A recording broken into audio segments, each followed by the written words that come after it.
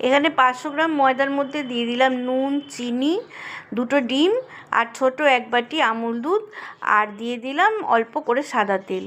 দিয়ে এটাকে আমি বিটের জুস দিয়ে সুন্দর করে মেখে একটা ডো বানিয়ে আধ ঘন্টার জন্য রেখে দিলাম। কড়াইতে তেলে দিয়ে দিলাম শুকনো লঙ্কা, সর্ষে, কারি পাতা ফোড়ন, তার মধ্যে দিয়ে দিলাম আলুটা দিয়ে সুন্দর করে ভালো করে নেড়ে চেড়ে এর মধ্যে দিয়ে দিলাম টমেটো আর কাঁচা লঙ্কা।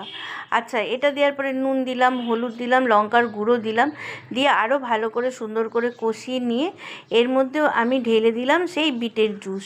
আজকে সম্পূর্ণ বিটের রেসিপি। যারা বিট খেতে ভালোবাসে না, যাদের বাচ্চা কাচ্চারা একদম বিট খায় না, তাদের জন্য এই রেসিপিটা একবার খেলে বারবার চাইবে। অসাধারণ টেস্টি একটা সবজি তৈরি হয়ে গেল। নামানোর আগে দিয়ে দিলাম ধনেপাতা। আর এখানে সেই বিটের পুরি কয়েকটা গরম গরম ভেজে নিলাম। যদি তোমার এই আইটেমটা ভালো লাগে খেয়ে, দিদির চ্যানেলটা লাইক করে আর সাবস্ক্রাইব করে পাশে থাকতে ভুল করবে না।